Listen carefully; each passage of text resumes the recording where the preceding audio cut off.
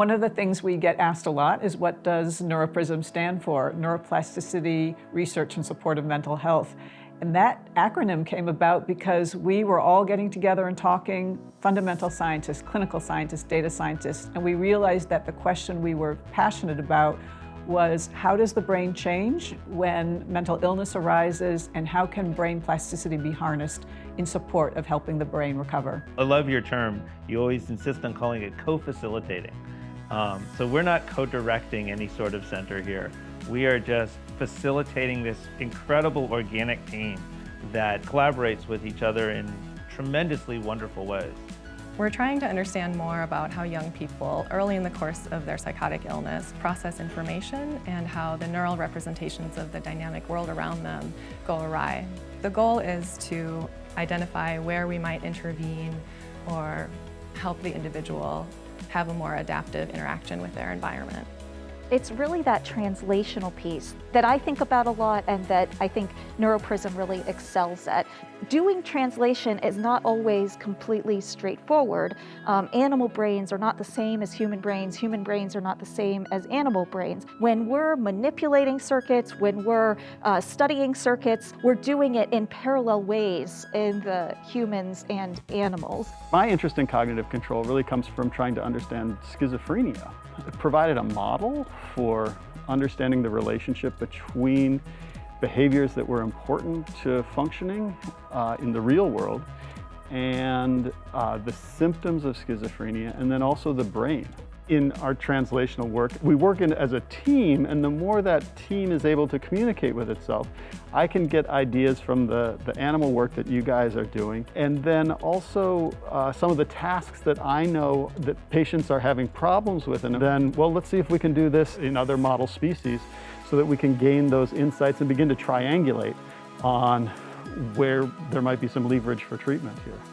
Our computational modeling of the neural level giving rise to the cognitive level really suggests some interesting changes in behavior and thought processing that may be going on with schizophrenia compared to healthy controls. For example, one interesting phenomena that we're starting to see is that we see changes in reaction times and how individuals are behaving based on presumably what this underlying cognitive process is that was able to be found because we were doing some of this underlying cognitive model to think about what the underlying process looks like. I think one of the most compelling and unique parts of what we do is work on a computational model of decision-making that applies both to the kinds of animal models we use to try to understand the basic biology of psychiatric disease, as well as the patients that we treat in the clinic who are suffering from those diseases.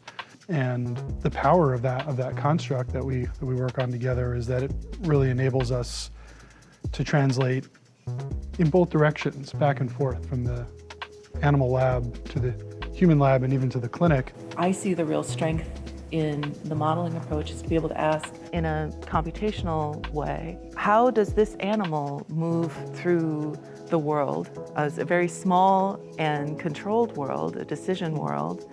How do they move through it differently than another animal with a different set of strengths and challenges?